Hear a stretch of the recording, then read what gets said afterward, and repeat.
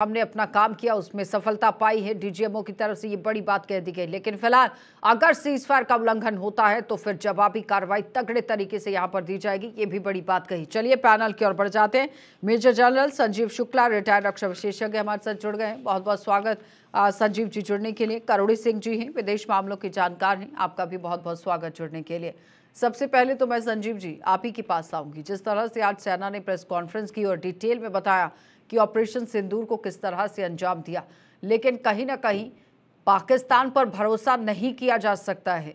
अगर पहले की हिस्ट्री को खंगाल कर देखा जाए, क्या कहेंगे? बिल्कुल बात आपकी सही है कि पाकिस्तान बिल्कुल भी ट्रस्टवर्दी नहीं है और ये हम बार बार देख चुके हैं। और हम अपनी मैग्नानिमिटी में शायद उनको माफ कर देते हैं हर बार, और हर बार हमें धोखा खाना पड़ता है।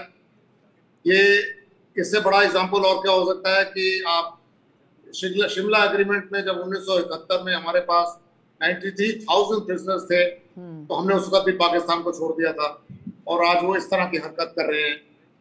ये इसके कई एग्जाम्पल्स हैं जब ये हो चुका है। इससे पहले बालाकोट की स्ट्राइक हो चुकी है, उससे पहले भी हमने एक बार इनके ऊपर घुस के इनको मारा था, लेकिन ये सबक नहीं सीखते हैं। लेकिन मेरे को इस बार ये फीलिंग है कि इंडिया की जो ये कार्रवाई हुई है, जिसमें इंडिया ने डिमॉन्स्ट्रेट किया है कि अब हमारी कैपेबिलिटी इतनी ज्यादा है कि हम आपको चुन चुन के मार सकते हैं, और मारने के बाद अगर आप एस्केलेट करते हैं तो हम आपका उसको मुंह तोड़ जवाब देते हैं। शायद इसका थोड़ा सा फायदा हो, हम सिर्फ होप कर सकते हैं।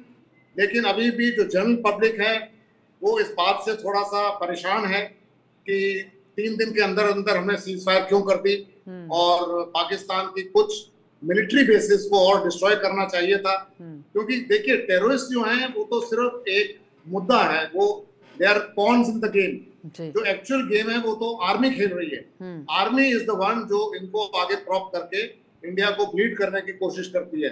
तो जब तक आर्मी की कैपेबिलिटी उनकी रिड्यूस नहीं की जाएगी तब तक ये चलता रहेगा। तो मुझे उम्मीद है कि उनको एक लेसन ड्राइव किया है इंडिया ने, क्योंकि एक टारगेट लिमिटेड किया था। आर्मी की कैपेबिलिटी भी तो कहां पर दिखी है संजीव जी? कितने धड़ों में तो आर्मी भी बटी हुई है, तो कैपेबिलिटी कहां दिख रही है? नहीं, कैपेबिलिटी तो आप देखिए कि अगर आप रावलपिंडी तक उनकी एयरबेस को डिस्ट्रॉय कर सकते हैं, उनके एयर डिफेंस सिस्टम्स को डिस्ट्रॉय कर सकते हैं, उनके इंटेलिजेंस के बेस के ऊपर 9 टेररिस्ट कैंप्स पे पिन पॉइंट हिट कर सकते हैं जो कि कोई कोलैटरल डैमेज ना हो। तो this shows the technical progress of the nation, this shows the military superiority of the nation. लेकिन इसका पाकिस्तान पे क्या फर्क पड़ेगा ये तो आने वाला वक्त ही बताएगा। करोड़ी सिंह जी, बार बार सवाल ये उठ रहा है कि सीज फायर किस तरह से हो गया, डोनाल्ड ट्रंप ने किस तरह से हस्तक्षेप कर दिया। पीछे की पिक्चर नहीं समझ आ पा रही है, जनता ये जानना चाह रही है कि किस हिसाब से ये पूरी तरह से सीज फायर कर दिया गया। देखिए आशा जी, ये तो एक परेशान होने वाली बात है। संजीव जी एक सेकंड, सॉरी हाँ करोड़ी जी, तो ये तो देखिए परेशान होने वाली बात है। करोड़ी जी बोलिए।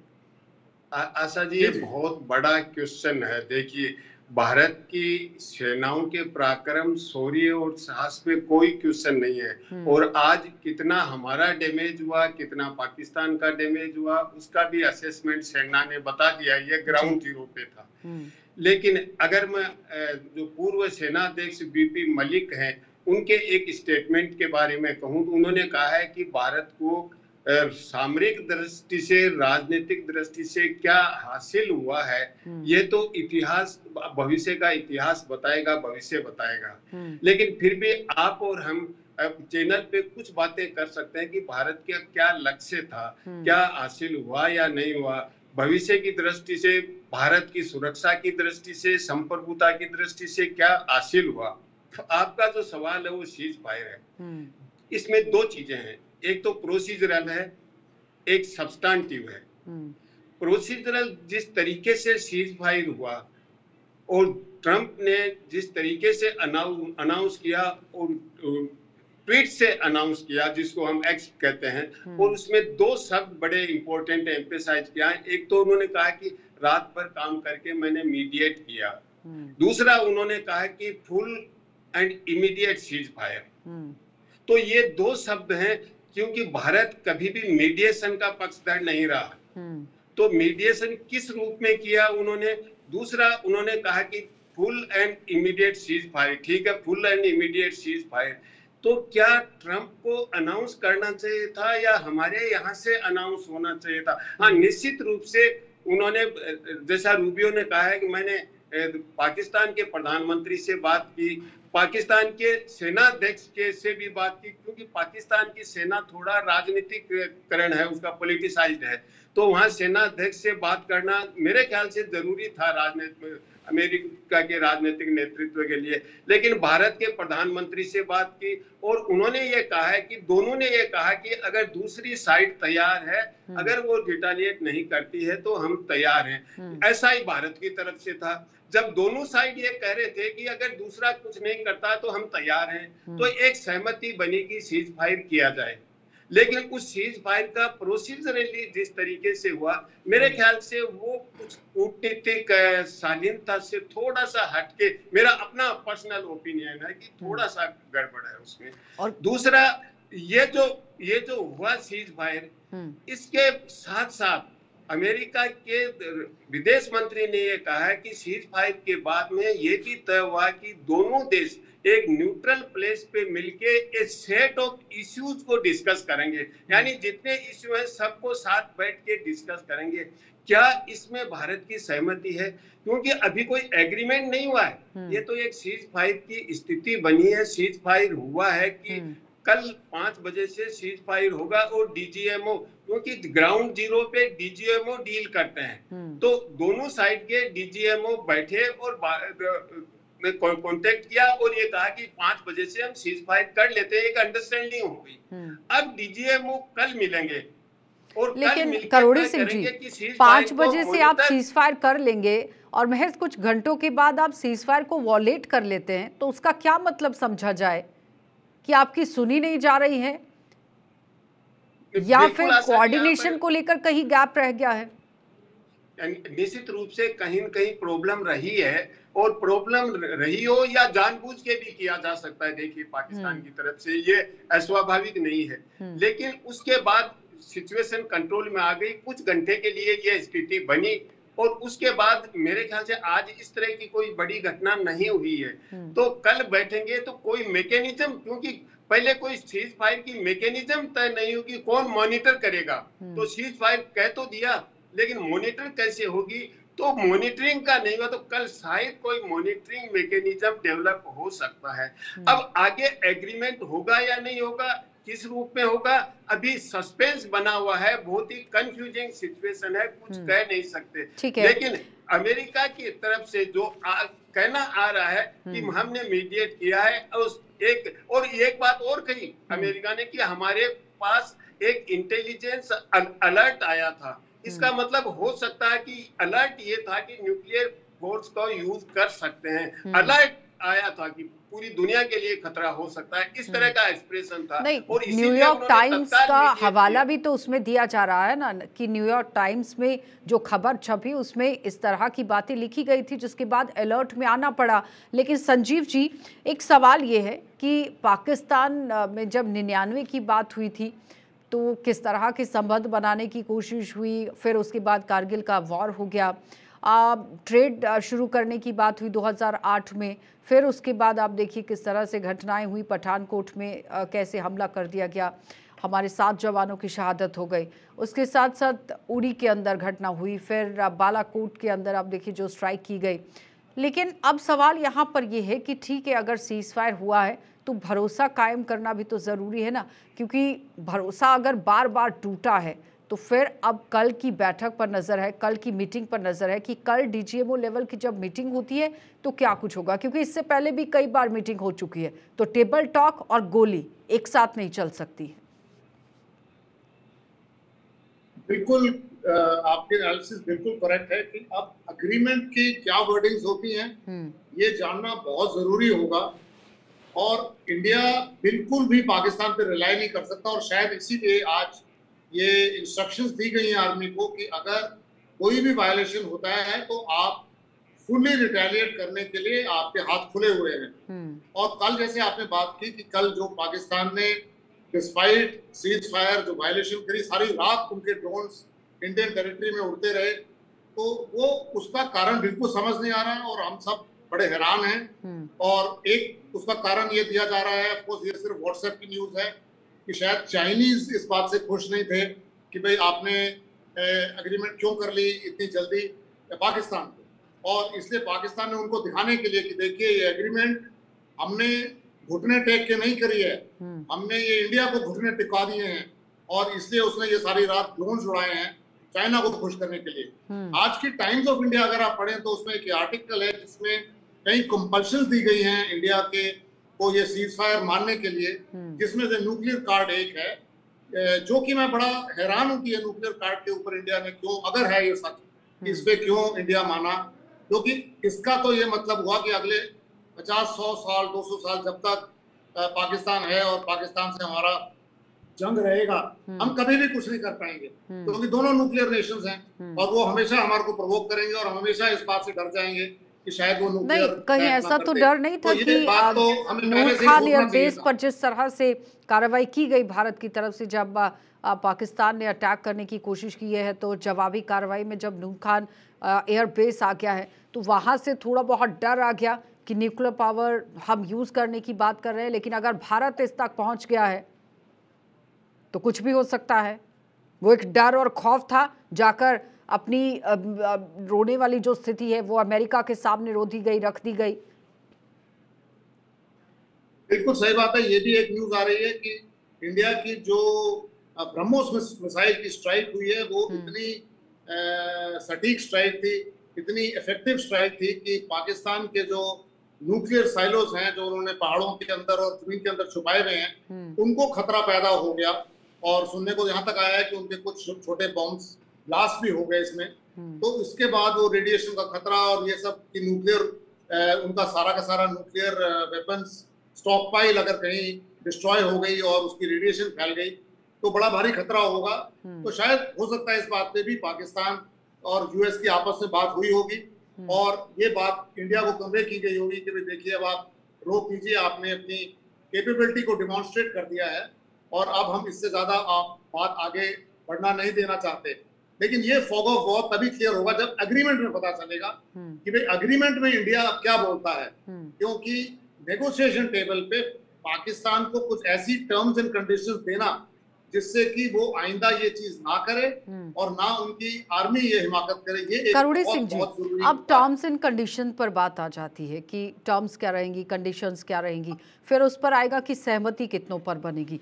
सिंधु जल समझौते को लेकर बात हो सकती है, कश्मीर मुद्दे को लेकर बात हो सकती है, आतंकवाद को लेकर बात हो सकती है, और उसके बाद जिस तरह से पीएम ने भी खुद कह दिया कि अगर किसी भी तरह की घटना होती है तो खुली छूट अपने जवानों को है, मुंह तोड़ जवाब आप दे दीजिए। लेकिन सहमति कितने मुद्दों पर बन पाएगी, ये बड़ा सवाल रहेगा। अब तो देखिए, उससे पहले सहमति से पहले ही बातचीत की टेबल पे आने का सवाल भी मेरे दिमाग में है। वो इसलिए है, देखिए अल जजीरा कह रहा है कि 30 देश प्रयास में लगे हुए थे। ब्रिटेन के प्रधानमंत्री कह रहे हैं मैं भी एंगेज था, मैं भी सीज फायर में इन्वॉल्व था, मैं भी प्रयास कर रहा था। चीन के विदेश मंत्री ने पाकिस्तान के विदेश मंत्री से बात की, भारत के सुरक्षा सलाहकार से बात की। तो सीज फायर की प्रोसेस में तो बहुत से देश लगे हुए थे।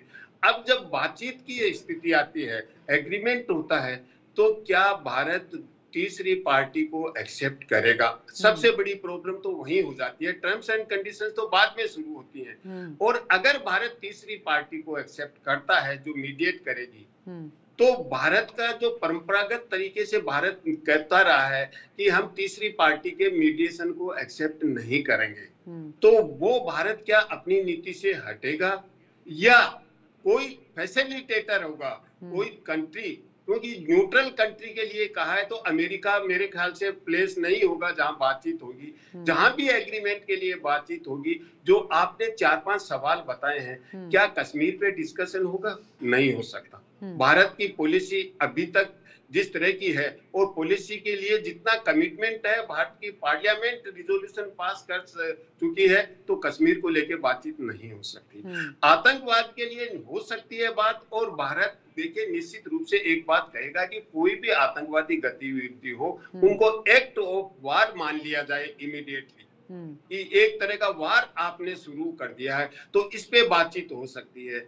बाकी देखिए 7 तारीख के बाद में जो मेजर्स लिए थे, जैसे वीजा को लेके, हाई कमीशन स्टाफ को कम करने को लेके, वाटर ट्रीटी को लेके और एयर स्पेस का, ये कुछ एंसिलरी चीजें हैं और इसमें मेजर है वो ट्रीटी का है। तो क्या इस पे भी बातचीत होगी या नहीं होगी? क्या भारत तैयार होगा? और अगर भारत तैयार होगा तो निश्चित रूप से भारत इसको रिव्यू करने की बात निश्चित रूप से उठाएगा। और रिव्यू करने के लिए क्या पाकिस्तान तैयार होगा? मुझे लगता है पाकिस्तान तैयार नहीं। संजीव जी, तो अभी बहुत से सवाल हैं आशा जी। तो अभी तो मुझे इस पे मुझे सस्पेंस है कि बातचीत कब शुरू होगी, किस रूप में होगी, और फिर टर्म्स एंड कंडीशन तो बाद में शुरू होगा। तो अभी सहमति बनना इतना आसान नहीं है आशा जी, ये लंबी प्रक्रिया चलेगी। तो मीडिएशन तभी तो ये सवाल आया ना करोड़ी जी कि अगर सीजफायर को लेकर बातचीत होती है, टेबल टॉक होता है, तो किन मुद्दों को रखा जाएगा और किस तरह से सीजफायर को आगे बढ़ाया जाएगा? क्योंकि बार बार सीजफायर उल्लंघन को लेकर तो पाकिस्तान काम करता ही आया है, तो भरोसा तो कर नहीं सकते हैं। संजीव जी, अब सवाल आ जाता है यहाँ पर हथियारों पर कि जिस तरह से ब्रह्मोस का इस्तेमाल किया गया, उसके बाद छक्के जो पाकिस्तान के छूटे हैं, तो यहाँ गिदड़ भभकी देने वाला पाकिस्तान जाकर रोना पीटने लगा है। लेकिन अगर हम बिजनेस के लिहाज से देखें, वर्ल्ड बैंक पैसा देता है, अमेरिका उसमें पूरी तरह से, देखिए सपोर्ट अगर नहीं करता तो ये काम नहीं हो सकता था। ग्लोबली अगर कंट्री सपोर्ट नहीं देती तो ये काम नहीं हो सकता था। अब ग्लोबली क्या सपोर्ट सिर्फ पाकिस्तान को लड़ने के लिए दी गई, या फिर उस रणनीति के तहत दे दी गई कि ग्लोबली स्ट्रैटेजी के तौर पर जिस तरह भारत 5वें पायदान से तीसरे पर आने की कगार पर पूरी तरह से है, तीसरे पर उसकी इकोनॉमी आ जाएगी और तीसरे से दूसरे पर पहुंचने में कम समय नहीं लगेगा, और चाइना नहीं चाहता कि भारत वहां तक पहुंचे, और अगर दूसरे नंबर पर आ जाता है तो फिर नंबर 1 पर जाने से कोई नहीं रोक सकता है। तो वहां से अमेरिका भी थोड़ा बहुत बातों को सोच जरूर रहा है। बिल्कुल ठीक है आपकी बात। ये तो काफी टाइम से इनफैक्ट यूएस की डीप स्टेट जो है वो इस बात से बड़ी परेशान है। इंडिया की जो राइजिंग पावर है वो दुनिया के कोई भी western Nations including United states ये नहीं चाहता है, और इस बात से उनकी जो डीप स्टेट है, सुनने में आया है उन्होंने ही बांग्लादेश में जो रिवोल्ट हुआ है वो उन्होंने स्टार्ट किया है ताकि इंडिया उस साइड से भी थोड़ा सा परेशान रहे। और चाइना तो डेफिनेटली बिल्कुल नहीं चाहेगा, क्योंकि चाइना और पाकिस्तान का बड़ा स्ट्रॉन्ग आपस में डिफेंस पैक्ट है, और वो बिल्कुल नहीं चाहेगा कि इंडिया जो राइज करे, और वो इसलिए पाकिस्तान को आर्म्स, एम्यूनिशन, मनी ये सब दे सकता है और इंडिया को लड़ाई में उलझाना चाहेगा, ताकि, क्योंकि देखिए लड़ाई बड़ा महंगा बिजनेस होता है, और इसमें ये एक चीज मैं मानता हूं कि ये जो सीजफायर हुई है, बेशक जनरल पब्लिक इससे खुश नहीं है, लेकिन ये भी हमको सोचना है कि इसमें इंडिया के हो सकता है 50,000 लाख करोड़ रुपए बच गए होंगे, क्योंकि लड़ाई अगर 10, 12, 15 दिन चलती तो इतना नुकसान देश का हो जाता है जो कि हम डेवलपमेंट पे लगा सकते हैं। दूसरा, जवानों की जान जाती जो कि ऑल्सो बच गई है। तो ये तो एक डेफिनेट मुद्दा है कि चाइना और यूएस नहीं चाहते कि इंडिया की राइजिंग पावर हो। अब इसमें एक चीज और आप देखिए, बड़ी हैरानी की बात है, इतना सब होने के बाद जब इंडियन इंटरनेशनल मॉनेटरी फंड को पाकिस्तान को 8-9 परसों जब $1 बिलियन का लोन देना था, तो सब सोच रहे थे, और इंडिया ने उसको वीटो करा भी कि भाई ये लोन उनको नहीं मिलेगा, क्योंकि इतनी गंदी उन्होंने हरकत करी है और लड़ाई चल रही है। लेकिन देखिए इंडिया के अलावा बाकी सारी कंट्रीज ने वो लोन सपोर्ट किया और पाकिस्तान को वो लोन मिल गया। तो ये भी एक चीज है, वो कह रहे हैं कि सीज फायर में ये भी एक प्रेशर इंडिया पे पड़ा है कि देखिए बाकी देश तो पाकिस्तान को इकोनॉमिक मदद करने को तैयार हैं, और हम अगर लड़ेंगे तो हमारी तो इकोनॉमी डाउन हो जाएगी। तो ये भी एक प्रेशर्स हैं, इंटरनेशनल मतलब करोड़ी सिंह जी, एक स्ट्रैटेजिकली अगर देखा जाए तो पीएम की तरफ से जो फैसला लिया गया बहुत बेहतर तरीके से लिया गया है, क्योंकि अगर हम इकोनॉमिकली सबसे आगे जाते हैं तो क्या परेशानी है, क्योंकि जनता को ये चीज़ सोचना बहुत ज़रूरी है। आतंकवाद का खात्मा करना है, वो एक स्टैंड रखा गया है पीएम की तरफ से। देखिए, जैसा संजीव जी ने कहा कि युद्ध होता है वो बहुत ही एक्सपेंसिव, खर्चीला है। लेकिन जो हथियार बनाने वाले हैं, हथियारों का बिजनेस करने वाले हैं, उनके लिए तो अपॉर्चुनिटी भी होती है। तो वो तो ये चाहेंगे कि किसी तरह कोई न कोई युद्ध एस्कालेट हो दुनिया के किसी भी एरिया में, तो हमारे हथियार बिके। और इसके लिए अमेरिका में वो मिलिट्री इंडस्ट्रियल कॉम्प्लेक्स की बातचीत होती है। आपने कहा कि भारत की अर्थव्यवस्था तेज गति से बढ़ रही है, और देखिए निश्चित रूप से जो भी देश हैं वो अपना हित पूरा करना चाहेंगे, और ये भी हम नहीं मान के चल सकते कि दुनिया के सब देश हमारे साथ होंगे। कुछ पाकिस्तान के साथ भी होंगे, कुछ भारत के साथ भी होंगे, और लेकिन भारत जिस गति से बढ़ रहा है, निश्चित रूप से जो बड़े देश हैं जिसको ग्रेट पावर कहते हैं, वो निश्चित रूप से ये चाहेंगे कि भारत इस गति से नहीं बढ़े, क्योंकि उनके लिए एक चुनौती है। क्योंकि हम अंतरराष्ट्रीय संबंधों में कहते हैं एक नियो रियलिस्ट, नव यथार्थवादी सिद्धांत होता है कि कोई भी देश ये नहीं चाहेगा कि मेरी जगह दूसरा देश आए। इसको हम डिफेंसिव पोजिशनल कंडीशन कहते हैं कि कोई देश ये नहीं चाहे, जो आज मान लीजिए तो जो 2 नंबर पे है वो ये नहीं चाहेगा कि मुझे 3 नंबर पे धकेल दिया जाए और भारत 2 नंबर पे आए। तो ये देशों का व्यवहार होता है। जो जिन्होंने भी देशों के व्यवहार की अध्ययन किया है वो ये बता रहे हैं कि डिफेंसिव पोजिशनल होता है। तो जिस देश को ये डर है कि भारत मुझे रिप्लेस कर सकता है, मेरी पोजीशन भारत ले सकता है, मुझे पीछे धकेल सकता है, तो निश्चित रूप से वो अपनी कूटनीति भी चलेगा, वो अपनी राजनीति भी चलेगा, और जितने प्रयास कर सकता है करेगा, क्योंकि उनके व्यवहार पे हमारा नियंत्रण नहीं है। तो जब यहाँ ऐसी स्थिति बन गई थी तो भारत का उद्देश्य था केवल आतंकवाद को खत्म करना। तो फिर वहां से अंदाजा लगाया जा। हाँ, बोलिए, बात पूरी कीजिए पहले। हाँ, एक सवाल यह है कि क्या इससे आतंकवाद खत्म हो जाएगा? वो आगे बातचीत की जो प्रक्रिया होगी उसमें कहीं न कहीं सामने आएगी ये बात। लेकिन 2 चीज इस 5 दिन की जो स्थिति थी वो बड़ी निराशाजनक रही। एक तो यह कि हमारे मीडिया ने जो हिस्टीरिया क्रिएट किया, मेरे ख्याल से ये देश हित में नहीं था। बाकी पूरा कोऑर्डिनेशन था भारत के आवाम की तरफ से, एडमिनिस्ट्रेशन की तरफ से, मिलिट्री की तरफ से। और दूसरा, जो अब विक्रम जो हमारे फॉरेन सेक्रेटरी हैं, उन पे जिस तरह से उनके परिवार को लेके जिस तरह से सोशल मीडिया पे, विदेशी नहीं हमारे ही लोग सोशल मीडिया पे उनके परिवार को, उनकी बेटी को लेके जिस तरह का ट्रोल कर रहे हैं, मेरे ख्याल से ये 2 चीजें बड़ी निराशाजनक। आशा जी, बार बार ये कहा जा रहा था कि अफवाहों से बचिए, और प्रशासन की और सरकार की जो गाइडलाइंस हैं, एडवाइजरीज हैं, उसको फॉलो जरूर कीजिए, क्योंकि जवान सरहद पर लड़ता है, आम जनता गली मोहल्ले के अंदर लड़ती है, वो सेल्फ डिफेंस के लिए काम करती है, लेकिन उस वक्त एकजुट होना होता है। और वो एक संदेश जनता को दिया गया जिसमें भली भांति उन्होंने अपना काम भी किया, और जिस तरह से बार बार अफवाहें उड़ाई जा रही थी उस पर ध्यान ना देने की अपील भी बार बार की जा रही थी। लेकिन संजीव जी, अब सवाल यहाँ पर ये आ जाता है कि जिस तरह से ग्लोबली तरीके से ही बात हो रही है, क्या मान लिया जाए कि जिस तरह पहले खुलकर चाइना सामने नहीं आया, लेकिन जब ब्रह्मोस मिसाइल का इस्तेमाल हो गया उसके बाद तो चाइना की तरफ से भी सपोर्ट आने लगी कि हाँ ठीक है, हम पाकिस्तान के साथ खड़े हैं। तो यहां से भारत की शक्ति का अंदाजा लगाया जा सकता है। जी जी बिल्कुल, ये र्यूमर आया है और इसमें सच्चाई भी हो सकती है कि चाइना ने शायद ये कन्वे किया है कि भाई हम डायरेक्ट कॉन्फ्रंटेशन में ना ही आएंगे, लेकिन फॉरवर्ड डिप्लॉयमेंट हम करेंगे। और हथियार वगैरह तो पाकिस्तान को दे ही रहे हैं, लेकिन उन्होंने अगर फॉरवर्ड डिप्लॉयमेंट की भी बात कर दी, लेकिन ऑफिशियली कहां पर आया, ये बड़ा सवाल है। ऑफिशियली क्या कोई स्टेटमेंट आई है कि हम पाकिस्तान का साथ देंगे? ये सवाल था। नहीं, देखिए ऑफिशियल स्टेटमेंट तो नहीं आई है, लेकिन जो इस टाइम पे सीज फायर क्यों हुई है इतनी जल्दी, उसका जो विश्लेषण किया जा रहा है उसमें ये पॉइंट उभर के आ रहा है कि चाइना ने आउटराइट ये बोला है कि भाई अब स्थिति पाकिस्तान की इस टाइम पे ऐसी है कि हम भी अब फॉरवर्ड डिप्लॉयमेंट कर सकते हैं। क्योंकि देखिए एक चीज आपको याद रखनी है, तो फिर इससे तो अंदाजा क्या, ये तो पिक्चर क्लियर हो गई ना कि पाकिस्तान तो घुटनों पर आ गया था।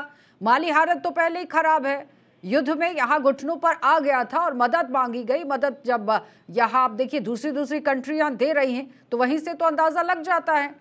तो फिर ऐसी जो बातें उठ रही हैं कि सीज फायर किस तरह से हुआ है, तो उस पिक्चर तो क्लियर है, क्या बताने की जरूरत है। और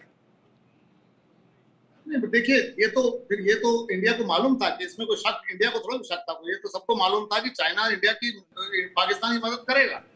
लेकिन इशू ये है कि किस हद तक मदद करेगा और उसमें इंडिया प्रिपेयर्ड कितना है।